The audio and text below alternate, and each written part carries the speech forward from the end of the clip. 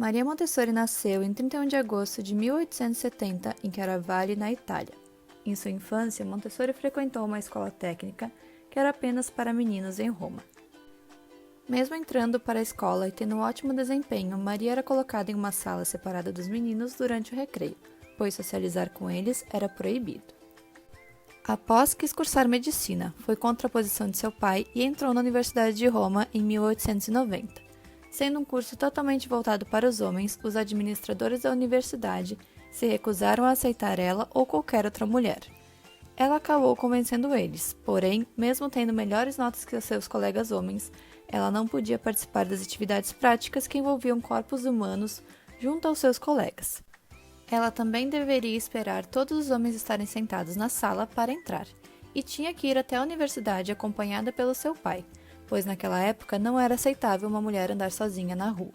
Maria se formou em 1896 como uma das primeiras médicas da Europa e a primeira na Itália. No mesmo ano, ganhou aclamação internacional como defensora dos direitos das mulheres no Congresso Internacional de Mulheres em Berlim. Durante esses congressos, Montessori defendeu a educação das mulheres e a redução do analfabetismo. Ela então começa a estudar os escritos dos médicos franceses Itard e Seguin, que trabalharam com crianças deficientes. Foi em 1900 que ela começou a trabalhar na Clínica Psiquiátrica de Roma, sendo co-diretora junto com Giuseppe Montesano, com o qual teve um romance que resultou em seu filho Mário Montessori. Giuseppe e Maria não se casaram e por isso ela escondeu Mário por alguns anos, pois ser mãe solteira naquela época era inadmissível. Por 2 anos, ela experimentou diversos materiais para estimular o sentido das crianças, conseguindo estimular o desenvolvimento das crianças com deficiência de tal forma que algumas delas obtiveram melhores notas do que crianças que tiveram seu desenvolvimento normal, e isso a fez pensar que deveria também se preocupar com a educação das crianças sem deficiência. Em 1901, começa seu segundo diploma em Educação, Psicologia Experimental e Antropologia, visitando várias escolas primárias para fazer pesquisas antropológicas. Maria deu aulas de Antropologia e Biologia na Escola de Educação da Universidade de Roma, incorporando sob observações clínicas de alunos em escolas primárias de Roma. Essas palestras se tornaram a base de seu livro Pedagogical Anthropology. Tinha um desejo muito grande por libertar as crianças das injustiças sociais e teve a oportunidade de fazer um projeto chamado Casa dei Bambini, em uma zona carente da Itália. Essa casa se tornou a base do método Montessori. Em 1909, dá o seu primeiro curso de treinamento do método para cerca de 100 alunos e escreve o seu primeiro livro, o Método Montessori, que foi traduzido para mais de 20 idiomas. Em 1911, renuncia ao cargo de professora na Universidade de Roma e abandona sua prática médica particular para se concentrar inteiramente na educação. O método Montessori já está sendo colocado em prática nas escolas inglesas e argentinas e começa a ser introduzido nas escolas primárias italianas e suíças. Realiza seu primeiro curso internacional de treinamento em 1913, com participantes de diversos países. Após isso, deu vários cursos para a formação de professores montessorianos em vários países. Durante a Primeira Guerra Mundial, ela viajou para diversos países dando cursos de formação e dando início à educação para a paz. Durante o ano de 1922, Mussolini pediu um relatório de todas as escolas Montessori, pois ele achava que, pelas crianças serem disciplinadas, elas poderiam facilmente se tornarem fascistas. Maria rompeu com Mussolini após perceber suas vias fascistas e fugiu para alguns países até tornar Holanda sua casa.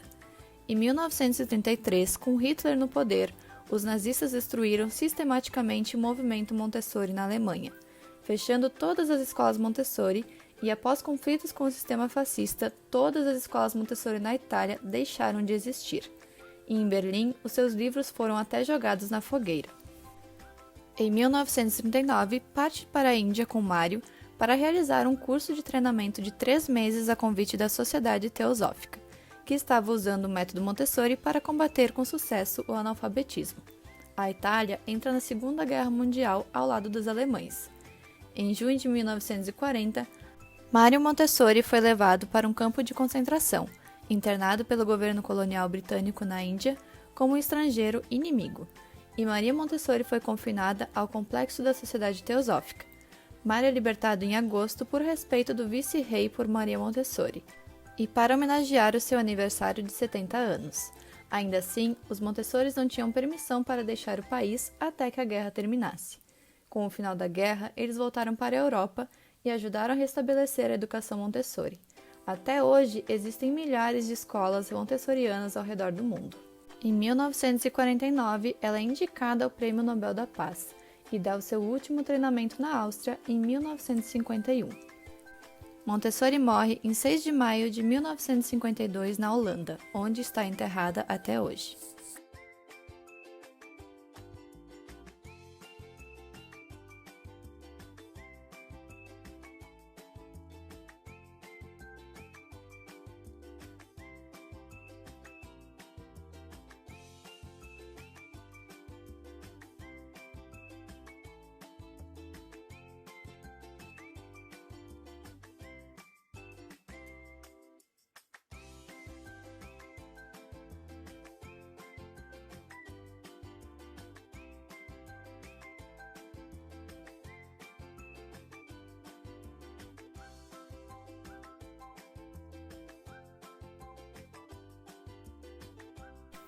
Com a ajuda de vocês para homenagear os 150 anos de Maria Montessori, aqui estão algumas imagens e vídeos sobre o nosso trabalho com Montessori no Brasil.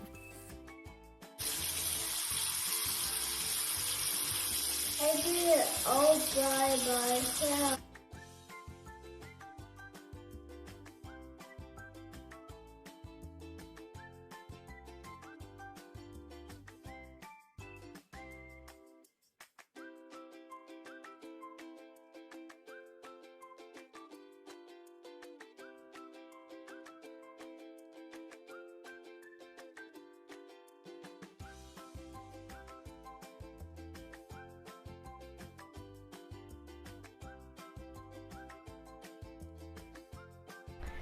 O meu primeiro contato com a educação Montessori foi quando eu tinha mais ou menos 18 anos, com a Flávia Karina.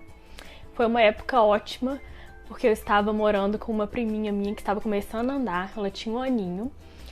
E era horrível, gente, porque eu ficava o tempo todo atrás dela, assim, com a mão, assim, com medo dela cair. E com a educação Montessori a gente aprende que a gente deve passar segurança para a criança, né? E deixar que elas façam as coisas sozinhas, porque elas são capazes de fazer. E acabava que o meu medo e a minha insegurança era passado para ela e eu via que ela ficava angustiada tanto quanto eu. E era desesperador para mim e para ela. Então eu tenho só a agradecer e agradeço hoje a Geórgia por passar tanta coisa boa pra gente.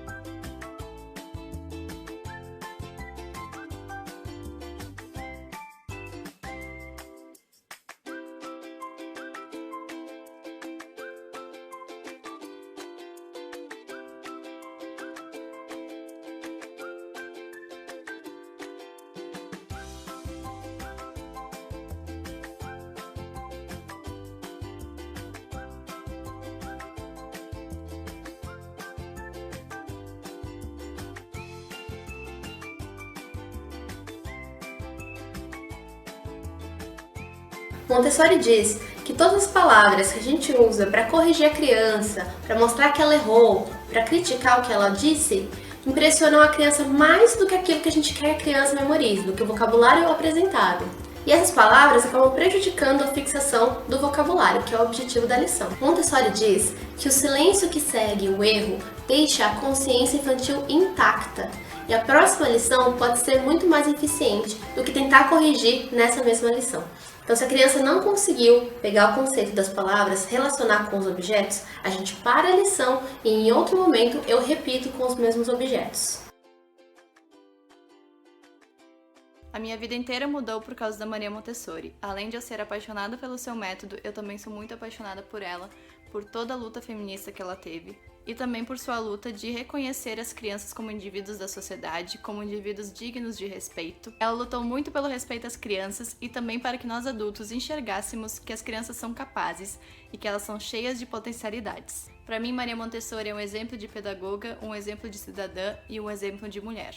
Se não fosse por ela, minha vida seria totalmente diferente, então eu sou muito grata por ela ter existido, por ela ter mudado o mundo e ter mudado também a mim.